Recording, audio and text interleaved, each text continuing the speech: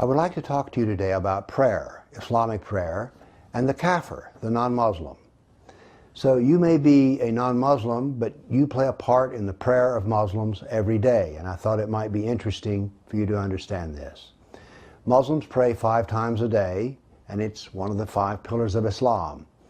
Their prayers are usually done in Arabic, but I've had these translated, and so I thought it might be interesting for you to hear how you, as a Kafir, play a part in Islamic prayer. The first prayer: O Allah, we ask you for help and seek your forgiveness, and we believe in you and have trust in you, and we praise you in the best way, and we thank you and we're not ungrateful to you, and we forsake and turn away from the Kafirs.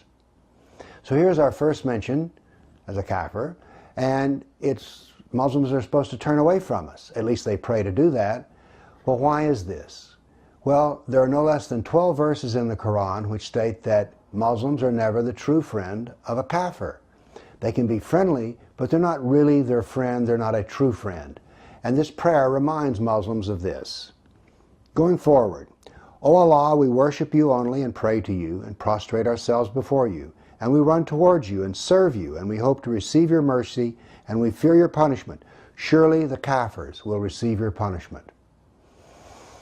Again, I mentioned to Kafirs, and Kafirs are going to hurt and suffer in hell, because the Quran is filled with vivid descriptions of hell. There's over 100 references to hell, and they're not just mentioning hell, they give vivid pictures.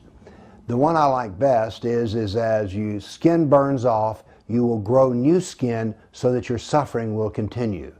And so in this prayer we have a reminder of that.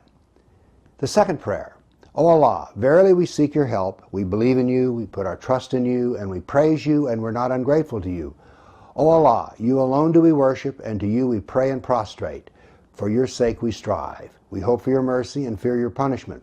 For your punishment will surely reach the Kafirs. Again, another reference to Kafirs and how we are going to suffer. But it goes forward and says this: O Allah, punish the Kafirs of the people of the book who are preventing others from following your way. Now this slightly odd reference means that Christians are keeping others from joining Islam, and this prayer is to help defeat that action. Now the third prayer is more than a prayer, it's the first surah, the first chapter of the Quran. And it has 7 verses. In the name of Allah, the Beneficent, the Merciful.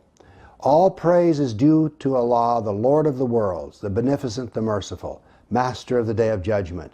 Thee do we serve, and Thee do we beseech for help. Keep us on the right path, the path of those upon whom Thou hast bestowed favors, not the path of those upon whom Thy wrath is brought down, nor those who go astray. Well, who is Allah angry with? Well, Allah is angry with the Jews. And who has gone astray? Well, these are the Christians. They're the people of the book who have gone astray. So here we have references in 3 prayers of the Muslims towards the non-Muslim, and they are all negative without exception. They all ask for suffering to be brought to them. Now this is not too much of a surprise perhaps, because the Quran is filled with suffering that's to be brought upon the Kafir. Every mention of the Kafir in the Quran, the Sirah, the Hadith, that is, the biography and traditions of Muhammad, are all negative and very harmful. Well, the prayers reflect this. So 5 times a day, Muslims include Kafirs in their prayers, but it's that they will suffer because they are so wrong and they should be harmed. Thank you.